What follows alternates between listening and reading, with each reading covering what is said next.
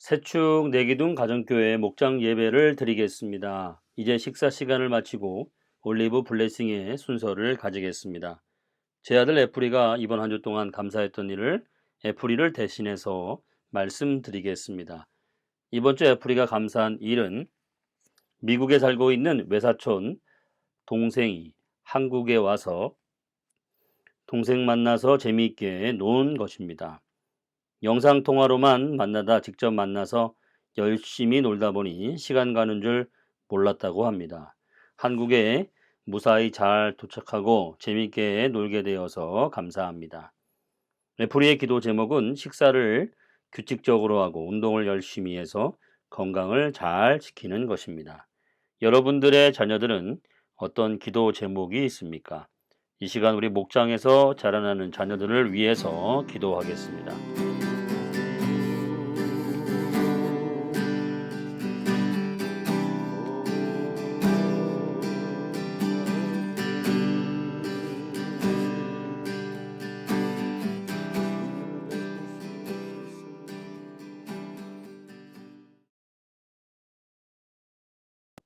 이제 어린이 축복의 시간인 올리브 블레싱이 끝났습니다. 어린이 목장은 따로 모이시기 바랍니다. 어른들은 이 자리에서 계속 예배하겠습니다. 먼저 그 나라와 그의 의를 구하라를 부르겠습니다.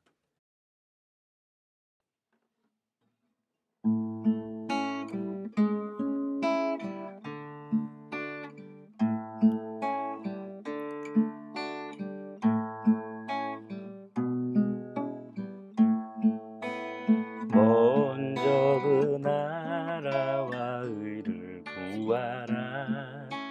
그 나라와 그 의를 그리하면 이 모든 것을 너희에게 더하시리라.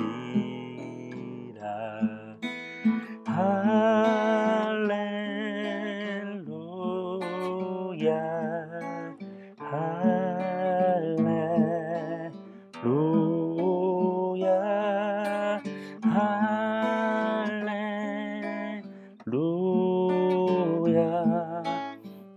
할렐루야 할렐루야.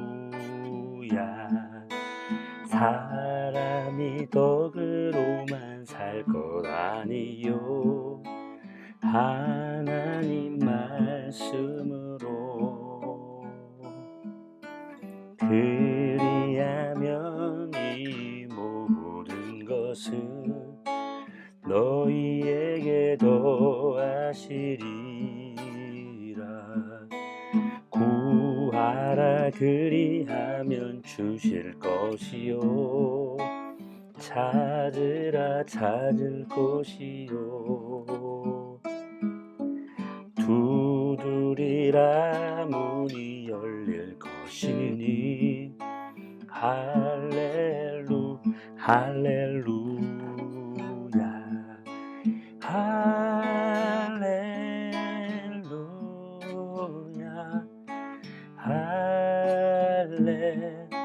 할렐루야 할렐루야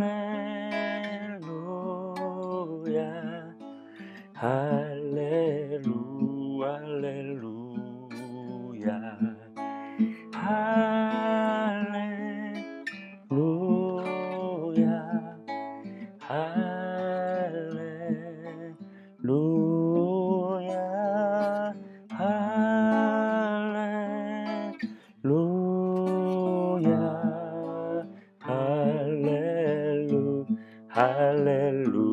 할렐루야. 아멘.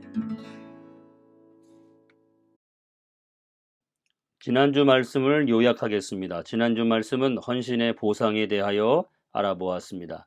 총 3파트로 구성된 헌신의 보상 중에서 지난주에는 이 땅에서 헌신에 대해서 주어지는 보상에 대해서 알아보았습니다.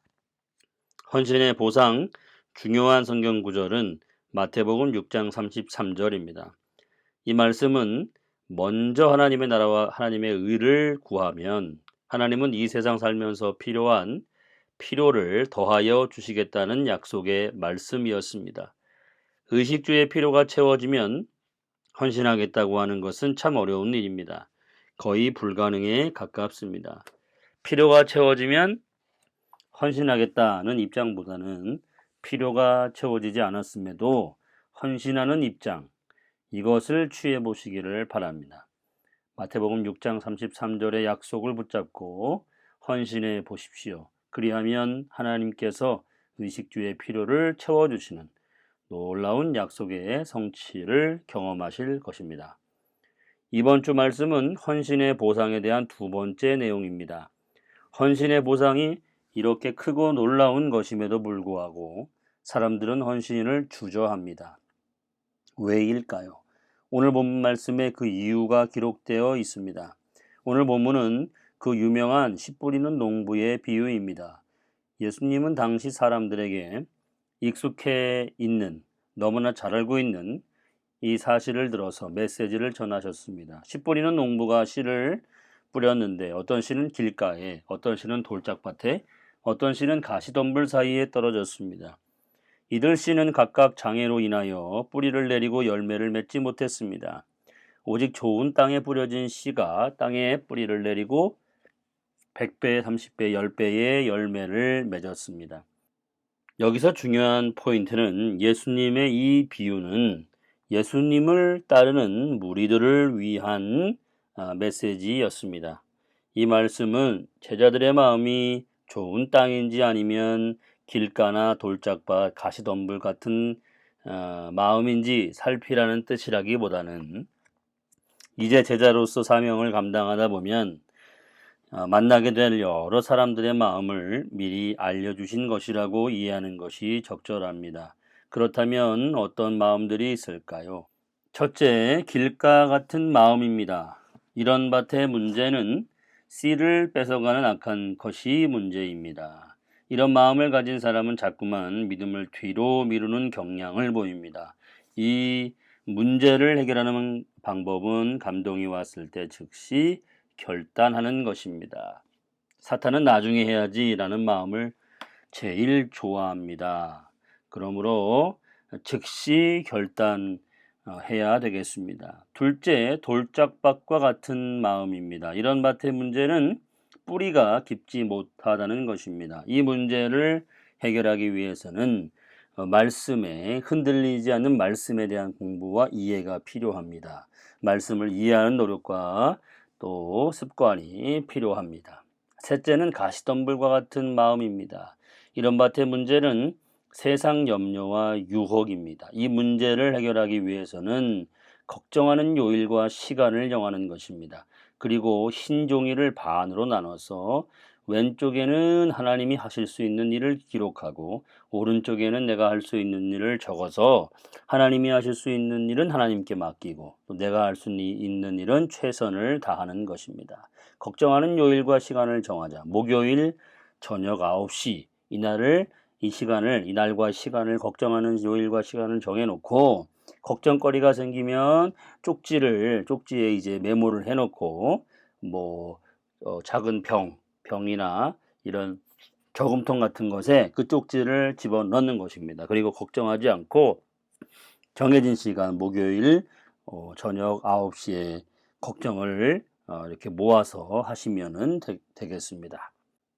오늘은 헌신을 막는 세 가지 장애물을 살펴보았습니다. 헌신할 때 이런 마음들을 또 만나게 되는데 실망하지 마시기 바랍니다.